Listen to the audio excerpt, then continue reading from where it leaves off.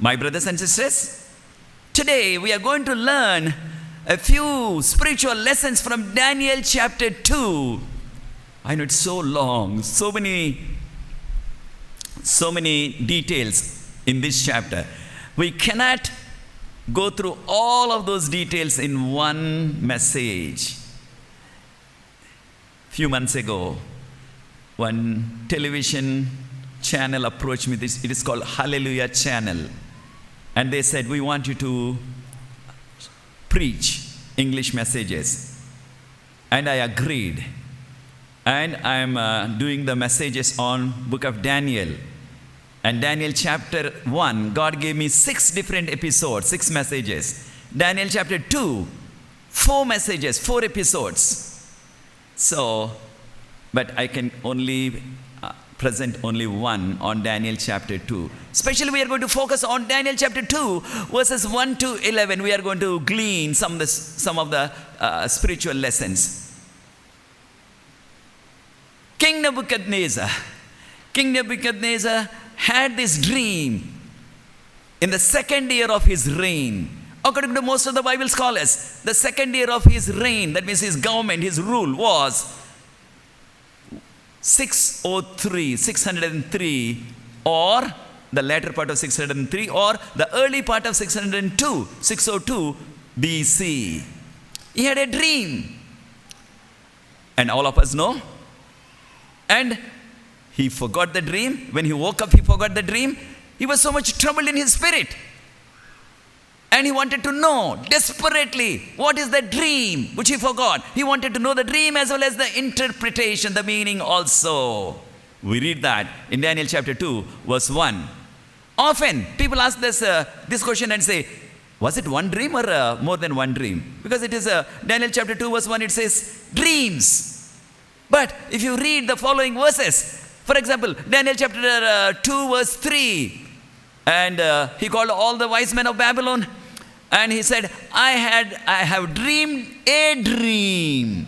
A dream. That is one dream. And also, you read the following verses from verse 3 onwards up to verse 7 on Daniel chapter 2. And always it is mentioned, the dream, a dream, the dream. Only one dream. So, king had a dream. And now, we want to come back to Daniel chapter 2, verse 2. Then, when he woke up, or because of that dream, he was terrified. He was so frightened. The sleep went away. Sleep broke off from him. He could not sleep anymore. My brothers and sisters, I want to ask this question also to you personally. Did you also have some kind of a bad dream? What we call sometimes nightmare? Where after that, you could not sleep anymore that whole night? Yes, I had such nightmares once in a while. Sure, each one of us, sometime in your life, you must have had such a bad dream, frightening dream, a nightmare, what we call. So King Nebuchadnezzar also had such a dream. That's why he was so much trouble. Then he thought, this dream is something so important for me, something so drastic, something so evil may happen to me. I want to know the dream. I want to know the meaning. Since he was a king, he commanded, bring all of those magicians, astrologers, sorcerers, and all the Chaldeans. Some people say Chaldeans. And Chaldeans are his own language people, the people of Nebuchadnezzar's language. And also they were his tribe, Chaldean tribe. So his own language, his own tribe, they were the wise men. So he commanded. King's command is king's command. He was first class dictator. So immediately his servants, they also woke up and called all of those wise men. They did not call any ordinary wise men, ordinary astrologers, ordinary sorcerers, ordinary fortune tellers. They called the best ones, the most seniors in that field of sorcery, astrology. In our campus terminology, we may call professors in astrology and sorcery And that includes soothsaying, fortune telling, palm reading, all of those categories. They were all brought. And they came. They stood in front of king. And they requested, King, please tell us the dream. We will tell you the meaning immediately, the interpretation. But king made it known by saying, I forgot the dream. The thing is gone from my mind. I have forgotten. Tell me the dream. And the meaning, the interpretation. Of course, king was not an ordinary king. He also knew it is not possible for any astrologer, any soothsayer, any fortune teller, any sorcerer to tell the dream. King knows that. But he wanted to know desperately. I know many times before, these wise men, his own language people, his own tribe people, so-called wise men, those sorcerers and astrologers and magicians and all of them, they must have boasted by saying, if anybody tells the dream, we will tell accurately 100% the meaning. Whatever the meaning we say, that will come to fulfill. Not even one point missing. We can predict, we can interpret accurately. They must have boasted in their pride. Now, king was asking, tell me the dream. So, Daniel chapter 2 verse 4. Those wise men, because they were his language people, they began to speak to him in Syriac language. That is the Aramaic language. That was the language of the Babylon at that time. Babylon was controlling and ruling the whole world. That was the international language. As we have English today, that was international language those days, Aramaic or Syriac they call it. So they said, King, please tell us. And already king said, I forgot the dream. Please tell the dream. And the meaning also, interpretation also. And king, because he was the king, and he was the sponsor of all the wise men. He provided for them for their salary, their accommodation, nice housing he provided according to the history. And he provided all of their small needs as well as big needs for them and their families. So, king was the one who took care of all of their small needs as well as big needs. That's why no wonder king was so upset. And king commanded them, saying, if you cannot tell the dream and the meaning, who can tell the dream? How it is possible? Who can know the beginning till the end? No human being. But he was saying, if you cannot tell, see the garbage dump? In those days, they used to call, dunghill. They used to call dunghill in those days. Even now, in the villages, they have dunghill. But I'm going to cut you into pieces. I will make your houses dunghill. That means garbage dump. Which means I will kill all of you and your families also. I'm going to destroy all of your houses. It will be just like that garbage dump. That's what king said. You can read that in Daniel chapter 2 verse 5. Daniel 2:5, you can read all of that. Then, when they heard that, king's angry words, because king was so upset, he wanted to desperately know what is the dream. But king also gave them open offer, the open offer, or the best offer sometimes we say nowadays. That was, he said, if there is anybody who can tell the dream and the meaning, I will give that person gifts, rewards, and honor. Gifts like gold coins and gold chains and gold rings and diamonds and emeralds and rubies, you name what all those. And king said, I will give all of them to any person who can tell my dream and the interpretation. You can read that in Daniel chapter 2, verse 6. Then, but what is that promotion or honor? Maybe he can promote them maybe as the prime minister or any other governor in any state. So, king can do anything. So, one, if anybody can tell the dream and the meaning, he can give the gifts, rewards, and honor also. Sure. I want to ask you, young people, if you were there that day what you could have done. What you could have done. Because king told clearly, I forgot the dream, I don't know. Please tell. Often I wondered. Still I'm thinking once in a while and say, why not some of these wise men? These astrologers and soothsayers and all of those sorcerers and fortune tellers, why not they make up some story or some dream? Why not they cook up something? Why not they fabricate something? Some dream and say, oh king, in your dream you saw so many lions came to attack you, to destroy you, to eat you up. So many lions came to attack you. Then, king, in the dream, you killed all of those lions. Then the meaning is, O king, they could have made up. The meaning is, O king, all of your enemies who were trying to kill you, who were trying to attack you, are no more. You have defeated all of them. You have destroyed all of them. There is no more threat to you, O king. Why not they make up such a nice story like a dream and say, this is your dream, this is the meaning? Why not? They could have done that if it is someone else. But this is King Nebuchadnezzar, not an ordinary person.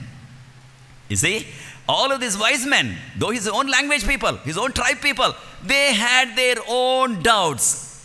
Whether king really had any dream, or is he just testing our wisdom? Is he testing our wisdom? If he really did not have any dream, only to test our knowledge, he's asking, saying, oh, I had a dream, I forgot. If we cook up something, if we make up something and tell, then he would immediately say, foolish fellow, I did not have any dream. You are trying to bluff me? And he would say immediately to the guard, kill this fellow. No use of this fellow, because he is bluffing. I did not have any dream. That danger is also there. So that's a risky and dangerous game. That's why nobody ventured to make up a dream. So they did not. That's why wise men were so cautious to answer King Nebuchadnezzar. And there's also another aspect. That is, king found out. Because king also knows, how can somebody tell the dream? It's not possible. If he tells the dream, maybe they could have made out some meaning, something. And we read in Daniel chapter 2 verse 9. And king said, you are making corrupt and lying words to speak in front of me. You are making up. So you're trying to gain time. Just time pass, you're trying to see that now till my anger goes down. He told them. We read that in Daniel chapter 2 verse 9. And when the king said, already he declared by saying, if you cannot, I'm going to cut you into pieces and I'm going to make your houses as a dunghill. Whatever king said, King Nebuchadnezzar, the king of the whole world and the dictator, first class dictator, there is no change in his wording at all. There is no repentance for him. So they gathered all the courage in the world, so to speak. And they began to say, anyway, we are going to die. We must tell, we must speak the truth. Daniel chapter 2 verse 10. Notice Daniel chapter 2 verse 10. They said, all the wise men together, gathering all of their courage and said, King, there is no man on the earth, there is no human being on the earth who can tell this matter of the king. That means no human being can tell the dream which you are asking. Nobody on the earth, anywhere in the world. Nobody, O king.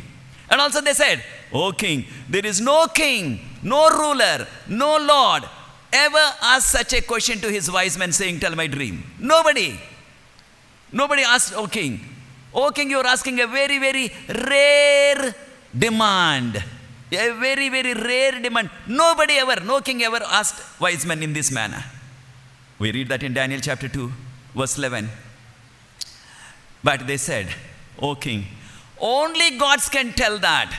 Only gods can tell, because they were heathen people. They believe in more than one God, plural, the pluralism, or they believe in so many gods. That's why this is polytheism, we call it.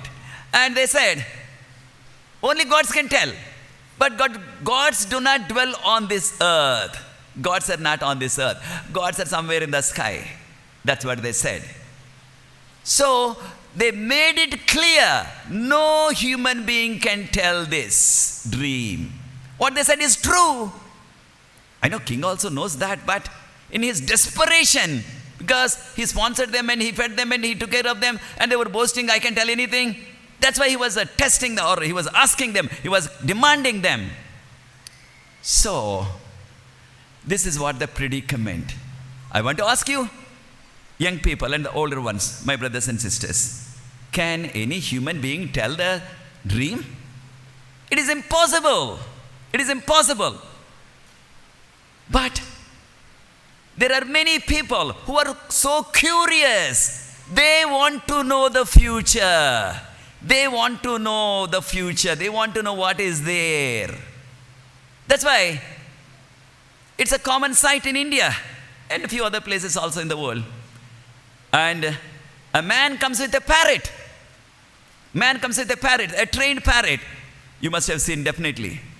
And the parrot picks the card which is already printed message. And that, but it is not free. They have to pay some money for that. And the parrot, that parrot man goes village to village, street to street. Up to age 10, I had eyesight. Only after age 10, I lost my eyesight. And at that time, when my father was a village pastor in those days, I used to notice, I used to watch.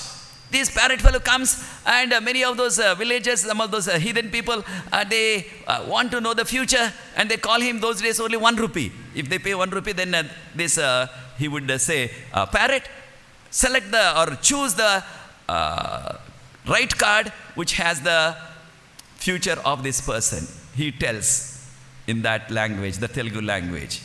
I also noticed some people, they were poor, they didn't have money that day. That 1 rupee also they didn't have that time. And they would say, we want to know the future, but we don't have money. And that man used to say, if you don't have money, give me raw rice, half kg raw rice. If you give half kg raw rice, then he will tell, parrot, you choose the card which has the future for this person. It would choose something. If they're educated people, he would give them that card and say, you read your future. If they're illiterate, he himself would read and tell. And those people believe that this is my future. This is my future. Often, that card contains some risk. Oh, there is going to be some risk, some danger to you, your life.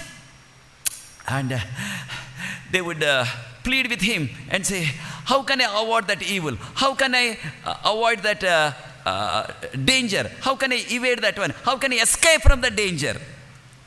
He used to tell in slow voice, you have to do a special worship, special puja. And you give this much money, he would quote some amount of money. Then I will do that special worship. Then all of that evil, all of that danger can be removed for you. I know, innocent people, sometimes they didn't have money. They go to the neighbor and borrow and say, I have some risk in my future in the next few months or so. That's why, can I borrow little money? I will give you after a few days. People do that. This is what it is. But often I wondered in those days, when I was small also, even now also I'm thinking, does the parrot know the future? Does the parrot know your future? I want to ask some of you, don't answer me. Did you anytime go to that parrot fellow? Asking and say, I want to know the future? Did you try any time? Maybe some of you must have tried also. But does the parrot know the future? Answer is what? No. But if the parrot knows the future, why should this fellow go village to village, street to street, collecting little money for his survival and for the survival of his family? Why not the parrot say? Because there are so many places in the world till today. In those days, rich people, they didn't have that banking system. They didn't have bank lockers those days. So whatever the gold they had, whatever the diamonds and whatever the rubies they had, they dug the ground and they buried it. And something happened, they perished, not taking them. That treasure and that hidden treasure is still there in many places. Once in a while they dig, they're digging for something, and they come up with that treasure. With that treasure of gold coins and all of that. Why not the parrot tell, so-and-so place, there is a hidden treasure, you dig that one. And instead of going to street, village to village, in the hot sun also, in the rain also, to collect little money for his survival for the day, why not that man dig up and get that treasure become the richest person. Parrot does not know the future. All of us know that. All of us know that. And also it is also another common phenomena. People go to the astrologer and they show their palm. See, this is what it is. People are believing. Nebuchadnezzar believed in all of this because he was a heathen person. But so sad, some of the believers, sad to say, maybe some of the remnant church members also, trying this satanic method of knowing future through some parrot, or going to astrologer and say, showing a palm and say, what is my future? Tell me. Sometimes they say, do you have that on my palm written, one day I'll go abroad, some foreign country? Some people, they want to know. Some people want to know so many other things. But that they're showing the palm to the astrologer and they want to know. And many heathen marriages, before they get married, they want to compare that palm history. They call that one in Sanskrit Jataka. That means their future. The Jataka is written by one astrologer. That is the future of that person. And they compare. They compare. And then astrologer says, okay, their future is matching, then they can be married. That's what they're doing. My brothers and sisters, how does the astrologer know the future? Does the astrologer, he's also a human being like us. How does he know? By looking at your palm. I want to tell you, Bible has some clear answer for this one. How astrologers, soothsayers, fortune tellers, and all of the sorcerers are able to tell some things, predict. Sometimes what they, some people say, whatever that astrologer predicted, exactly fulfilled, exactly came to pass. Some people say that. You know how they are able to predict some of those things? Let's come to Acts chapter 16. Paul and Silas came to do the ministry, to do witnessing in the city known as Philippi or Philippi. So, Acts chapter 16, verses 16 to 19. So, they came to the road. They did not know anyone, not even one believer there. And just they were on the road, Paul and Silas. They were just witnessing about Jesus Christ. And they noticed behind them on the road in this heathen city. And that young lady, a teenager girl, she was telling, these are the servants of the Most High God. They came to tell us the way of salvation. What she told was 100% truth. These were the these were the servants of the Most High God. Yes, they were the servants of the Most High God. They came to tell the way of salvation. Yes, that also was right, 100%. She told that way. Paul and Silas heard it. They thought, who is this girl telling something about us, good about us? And again, next time she met them on the road, again she was telling the same. Day after day, she started telling, following them in a mocking way, not in a true way, in a mocking way, in a making fun. She was saying that way. Then Paul was annoyed. Paul got angry and he turned back and he commanded the evil spirit, because it says she was possessed by the spirit of divination. She was possessed by the spirit of divination. That is one of the acts of or works of the evil spirits or demons. So she was possessed by demon. That's why she was able to tell. And she was also telling, not only telling that they were the servants of the Most High God. She goes into the street, goes into all the places. She was telling their future. She was telling the fortune for them. So people are coming and giving money, and now they want to know their future. They want to know their fortune. So she made up, or she gathered, or she collected so much money every day for her master by telling the future, fortune telling, soothsaying. That's what she did. Because the evil spirit was in her. The moment Paul commanded, come out of her, the evil spirit, immediately that evil spirit left this young lady.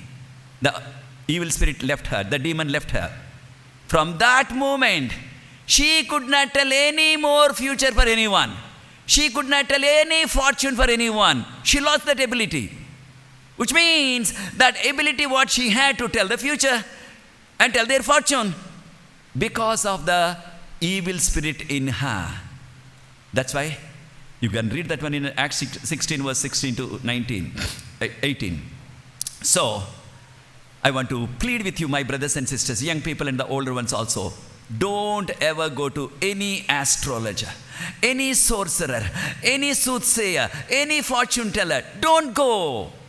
Because they're doing it because they are possessed by that demon, evil spirits of the Satans.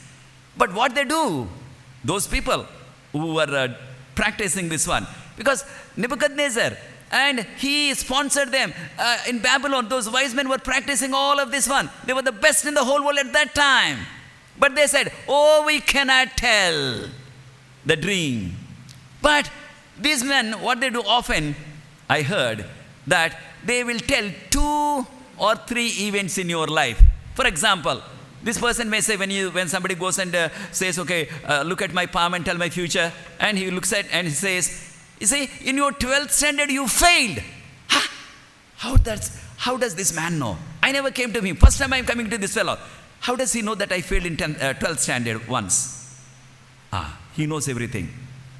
People begin to think that way. Then he may say that, let us say that another event is, let us say that 2 years ago you had an accident.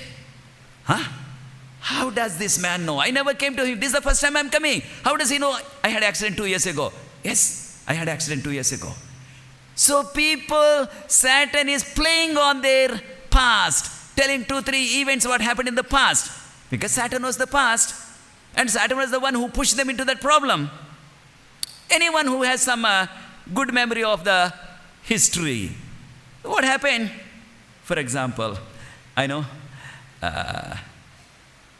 I'm here on the campus from the time I landed as a student here in 1977.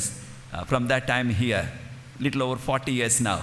So most of the major events you tell under any president, most of them I can tell you what happened to some of those faculty members, what happened to some of the students, what happened some of the major events, I can tell.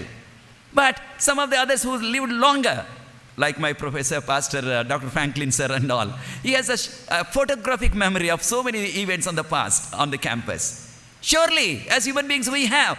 But Satan knows so many of these past events because Satan was involved. So by telling the events in the past, from there they start now kind of predicting the future. This is going to happen. This is the danger to you. This is the risk to you. They start telling some events. Since that person, 2, 3 events happened in the past are accurate, 100% right, this person now believing, thinking, what all this astrologer is saying is going to be right, is going to happen. That's what Satan is playing on the minds of the people. That's why, my brothers and sisters, living in the last days, Jesus is coming sooner than what we are expecting. Don't ever try these satanic methods. But Nebuchadnezzar, the king, he was a heathen. That's why he was calling them. He invited. But they said, we cannot do that one. We cannot tell that one. But we are told, Psalm 31 verse 15. Psalm 31 verse 15. Our life, our time, everything is in the hands of God. God knows everything from beginning till the end. Everything, our life and our future, everything is in the hands of God. God controls it. God knows it. And also we are told, Isaiah 46 verse 9 and 10. Isaiah chapter 46 verse 9 and 10. We are told God knows everything from beginning till the end. Because God is the creator. God is the sustainer. God is the redeemer. He knows past, present and future. Everything is in His control. That's why only God knows accurately. Nobody knows. No human being can tell the future. They're only playing on our mind. That's why we need to understand this one. There's also another aspect. I want you to see Philip baptized that Ethiopian treasurer. I know there are a number of people, they take baptism in the name of Jesus. Baptism by immersion. They read the Bible. They pray. They go to the church. They listen to the sermon. They give offering and tithe. They do all of those nice things. But though they were doing all of those nice things, they're believers, they're Christians. They also have some of those heathen practices still following. Some of these beliefs. And for example, suppose they come out of their door to go somewhere out. Then all of a sudden, a black cat comes out on the road. What is that omen? What is that indication? Many times, even believers, they say, black cat came out now on the road, which means something bad, something wicked, something evil, some accident may take place. I don't want to go today. They go back, some of these people. Christians, remnant church people also, they have this kind of heathen beliefs. This is what we call superstitious beliefs. Superstitious beliefs. Do you have such belief? Do you have that kind of heathen superstitious beliefs? And there are people, the believers also, Christians also, maybe some remnant members also, they have the habit of reading horoscope. From time to time, every day, it comes in the newspaper, and they read, first thing they want to see, what good will happen today or what evil will happen today. And sometimes they put for the whole week. And so as soon as the newspaper comes on Sunday, they're opening that section or the column where it is horoscope is there. They want to check what good will happen to me this week, what evil will happen, what bad will happen. They're reading. Instead of contacting God, instead of reading the Bible, instead of depending on God by faith, they go to church, they read the Bible, they pray also. But still, they have this kind of heathen beliefs, superstitious beliefs. What about you, my brother, my sister? Do you also have such beliefs? Do you also having such things? And also when it comes to the marriage, I'm talking about the believers, Christians. They also, some of them, they're looking for good day and bad day. And sometimes they go to the astrologer, Christians also. It was an experience a few years ago. We went for the summer evangelism, myself and some few students that time. And one of our theology graduates graduated here that summer. And he said, sir, I'm getting married so-and-so date, and we want you to come to my wedding and preach for my wedding. I said, fine, I'll come. And we planned some revival meeting nearby one village, and we were there. On that day of the wedding, surely I and those young people, we went there. And I had those pictures. We didn't want to show because otherwise you may identify that young man. So he's working as a pastor somewhere now. But I want to tell you, when we went and we called him, see, this is new village, we did not know where to go and all of that. He said, sir, at the beginning of at the entrance of the village, I am now going to put one young man there, and he will receive you and he will bring all of you. We went by one vehicle. Sure enough, he was there. But on the way, we had to cross a few villages.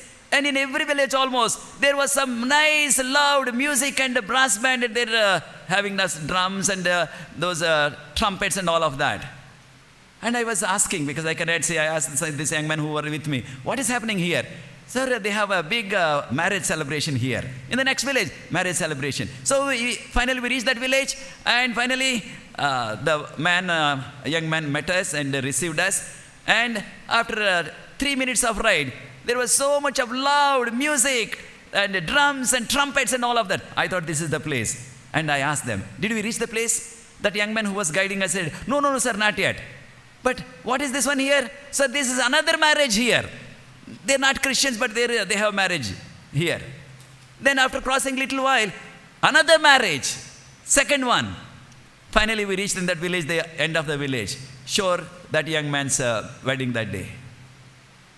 And I knew Afterwards, I asked him after a few days, I didn't ask that day, and say, what is that you chose that particular day and so many weddings and so many villages that day? What happened? And he was kind of smiling and said, sir, I don't believe in all of these auspicious dates and all of that, but still, my family members chose that auspicious day, good day, where many heathen people also had wedding on that day. My brother, my sister, are you also looking for that kind of a good day, bad day, auspicious day for any wedding or any inauguration of a house or something else? Many times, they're believing in God, praying and reading the Bible. Still, we are having these kind of beliefs. Sometimes they may not go to the astrologer, but I also notice even some of those people, just they read the calendar. And some of these people, some pastors in the village, they have two calendars. One Christian calendar, underneath that, they have that heathen calendar. In that heathen calendar, it is, they write in their language that which is good day, which is bad day, which is good time in that day, which is bad time, auspicious time. All the details are there. And some of them, though, may not go to the astrologer. They are checking which is good day, which is bad day to conduct the wedding. This is what is happening. The heathen man, King Nebuchadnezzar, had such beliefs.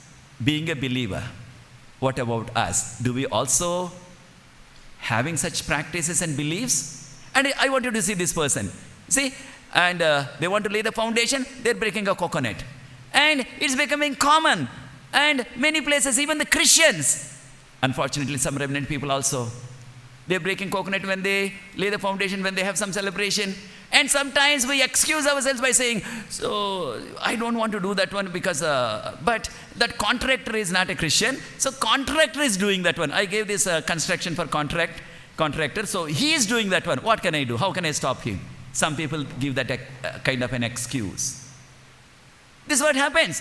As God's people, what did we learn? Are we depending on God? Are we following the Bible? Are we following the light of the Bible and the light of the 10 Commandments? Or are we also doing the same like the people of the world? I want you to see this family. They have a nice house, new house, and they're just inaugurating. What do they call inaugurating the new house? Normally, what do they call this one? House warming. What is that warming? They don't call house inauguration. They call house warming. What is that house warming? Oh, Christians also, God's people also. They're reading the Bible. The believers come, they sing song and they read the Bible and they pray and they cut the ribbon and they walk inside. When they walk inside, straight they're going where? Kitchen. What they want to do? Boil the milk. See? They say the first activity in that new house should be, you should boil the milk, and the new stove and the new house and everything, and the milk should boil and boil, and it should overflow and fall on the floor of the kitchen. Can you imagine? Believers also doing such? I don't want to ask that embarrassing question. Did you also do that one? And sometimes, so sad, some people do it. Adventists also. Did you notice some people doing also on the campus maybe? I don't know. I know we used to have some people doing this one as God's people. And now, after they boil that one, and the milk is just overflowed and fallen on the floor of the kitchen. And I asked somebody some time back, why they do that one? Why the milk should overflow and fall on the floor of the kitchen? And they told just explanation. They said, see, if you do that one, the blessings will overflow in this new house. Blessings will overflow like that milk overflows on the stove and falls on the ground. The whole house will be filled with the blessings. But I tell you, those people who did that boiling the milk and overflowed everything, they also get sick. Some of them got corona and died also. And some of those people who did that one also, after a short time after the inauguration and boiling the milk also, they had some accident and death came. Somebody died. And they also get into so many now debt, so much debt, so many other challenges. Then what happened to the blessing of that boiling milk and just spilled all over the floor? What happened to that blessing? They also get sick like others. They also die like others. They also get accident like others. Then where is that blessing? You see? As God's people, why are we compromising? I want you to see this young man. And trying to travel in 2 boats. 2 boats. Can anybody travel in 2 boats? Can anybody serve 2 masters? Can you serve Jesus as well as Satan? We are told in Matthew chapter 6 verse 24, Matthew 6:24, you cannot serve 2 masters. That's why we have to choose, because we are living in the ending of the end time. Jesus is coming. If you are trying to travel in both, like Bible practices as well as heathen practices, where are we going to end up? If you travel in 2 boats, we are not going to reach the destination. We will perish. That's why I want to tell you, my brothers and sisters in Christ, we have to learn this important spiritual lesson from Daniel chapter 2, verses 1 to 11. That heathen wise men, the best in the world, the whole world, they said, we cannot. They did not know the future. They did not know the future. And see this new house, and surely, but there is also something. They have something called rules and regulations for constructing the new building. Rules and regulations. They call this one in Sanskrit Vastu Shastra, the principles of how it must be built. In which, let us say, they say, according to their belief, the front door should be facing the eastern side. Something like that. They have some rules.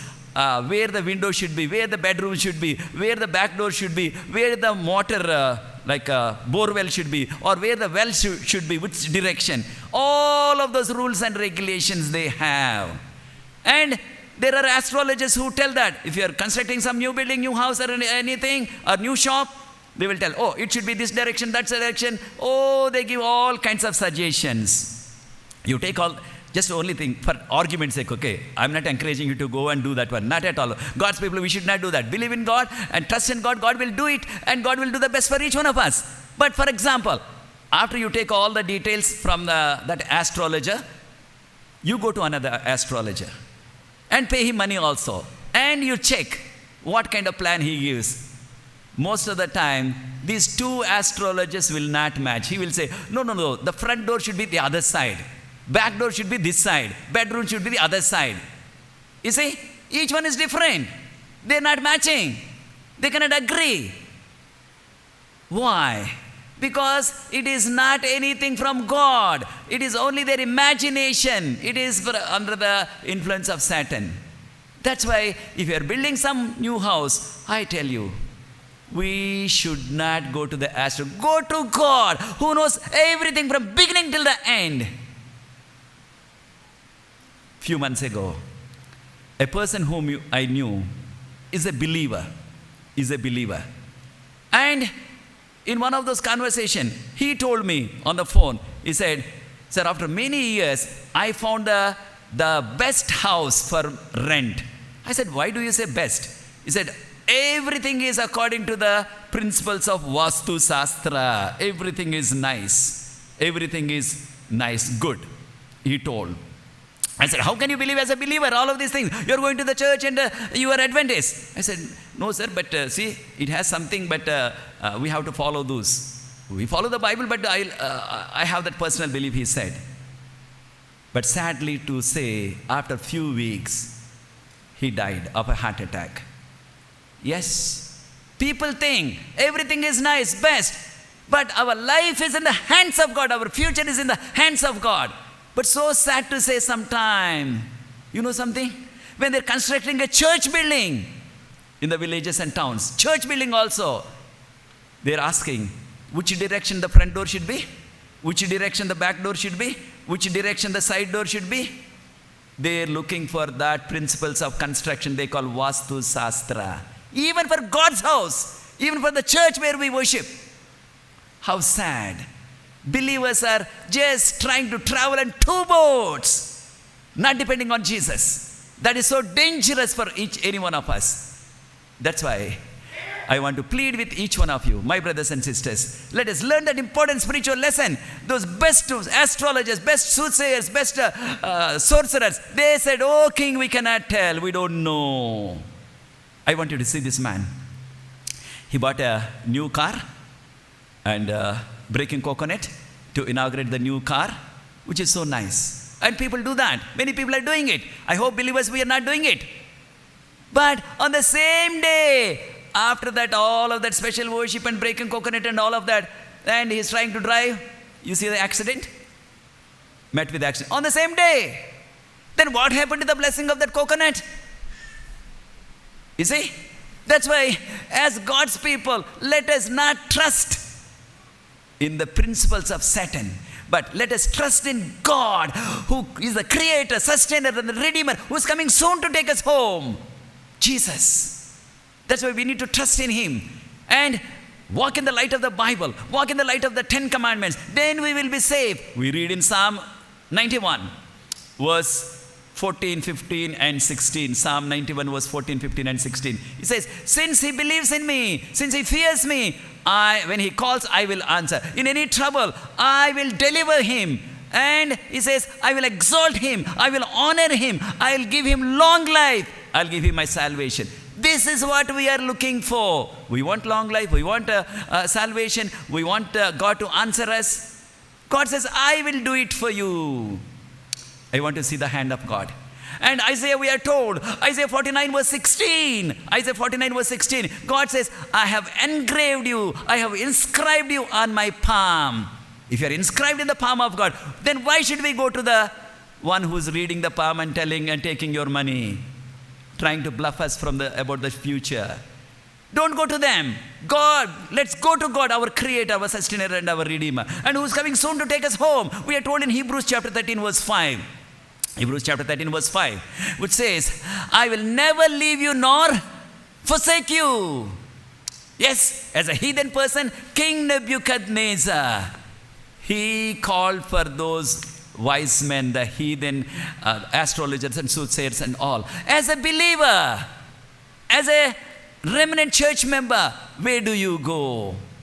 God knows everything. God knows everything from beginning till the end. God knows our life. That's why we're told, Jeremiah chapter 1 verse 5. Jeremiah chapter 1 verse 5. God says, Jeremiah, before you are formed in your mother's womb, I knew you. Before we are formed in the womb of our mother, God knows. And he says, before you are born, I have chosen you as my prophet. So God knows only our future. God knows everything, end from the beginning or beginning till the end. God knows. That's why let us go to Jesus. Let us depend on Jesus. Jesus only knows everything. Jesus only can bless us. Jesus only can control. Jesus only can give us everything, small things as well as big things, what we need. I tell you, my brothers and sisters, in conclusion, I want to tell you again something which really, for the last, I know, God gave me, again somebody presented, somebody bought that one of the best desktops for me, the latest one. And I'm working on that. Like, I means the young people are helping me with that for doing any editing for any TV program, because I'm preaching in 4 different TV channels. We are able to do that, all the editing on that, one of the best desktop I have. But I don't have laptop on my own. Many times these young people who have their laptop, they come with me and they help me. And 2 of those young people who had laptops and they're helping me, Murli and Surendra, they're not here today. They went for ministry with Dr. Jason to Kolhapur. And I was asking God, in a 1 month time, they're going to graduate and go away. And they helped me wherever I went. They came with me with their laptop and whatever the PowerPoint, whatever the picture I wanted to show. And they were projecting that through their laptop, through the projector on the screen. Lord, they are now leaving. Another month's time now. Then I need your help. I need your blessing. I was praying. I need a laptop now. And surely, as I was praying, Thursday evening somebody called me all the way from London. And he said, one young man, a software engineer, he said, sir, I'm watching your program on the YouTube, on Facebook and different places wherever they're putting. I'm very much touched with that one. And he said,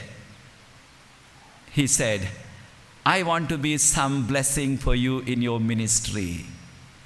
And he said, I'll buy for you a brand new laptop. So he ordered that one. I think in a day or two it's going to come. I was thinking, God, I did not ask him. I did not ask any human being. I was only praying, Lord, this is the situation. They're going to leave those things. Then wherever I go for some revival, then I need one laptop to carry on so that I can use that one.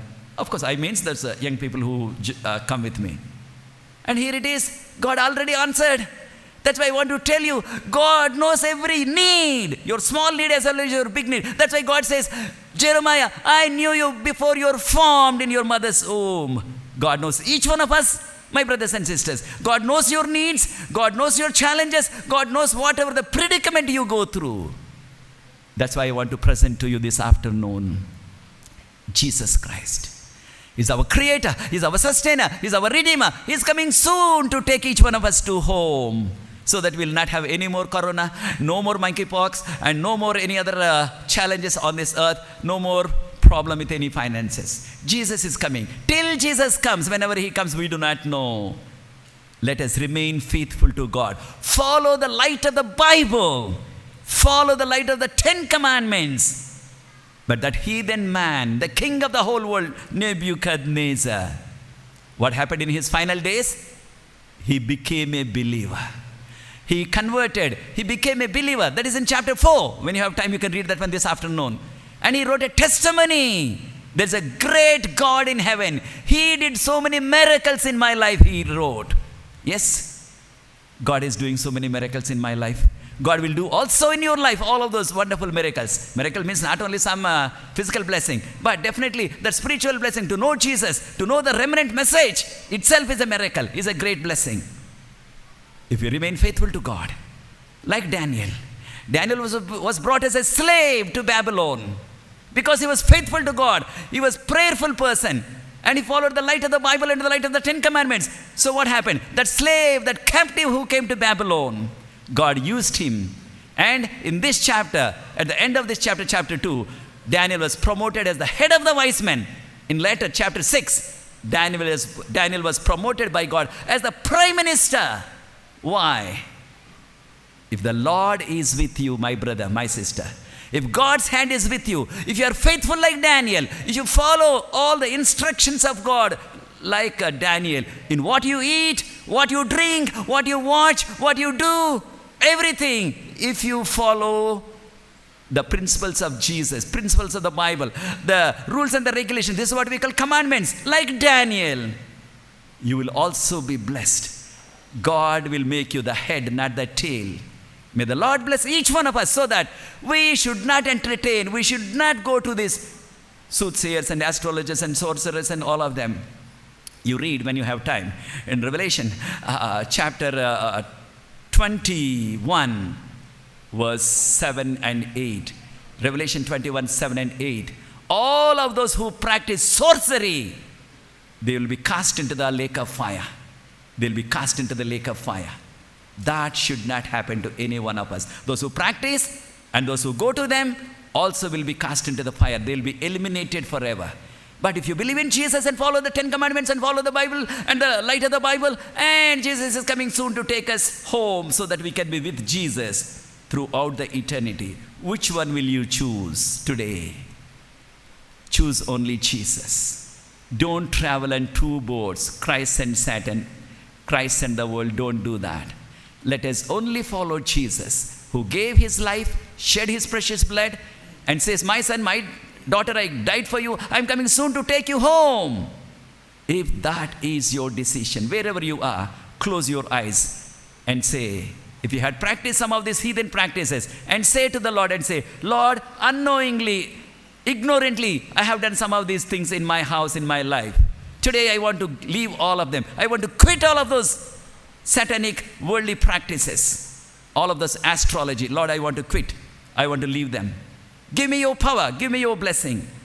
You pray wherever you are. Jesus will accept you. Jesus will bless you. I want to pray a special prayer and conclude this message. As you are deciding, making a promise with the Lord, not to follow the practices of the world, but to follow Jesus, follow the Bible, follow the 10 Commandments. I want to pray for you a special prayer. Loving Father, we want to thank you so much for Jesus and his sacrifice. Lord, because of his precious blood which is shed on the cross of Calvary, all of us have the hope for eternity.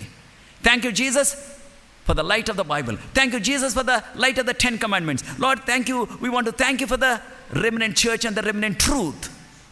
Help us to follow you. Like Daniel, not to compromise with anything, but to stand firm for the truth in what we eat, what we drink, what we do in our day-to-day life. Help us to give glory and honor to you. Bless each person who is here, who heard the message online as well as in the house of worship here. Bless all the young people, all the adults, all the senior citizens, all the children. Send us with your blessing, because I pray in Jesus' loving name. Amen. God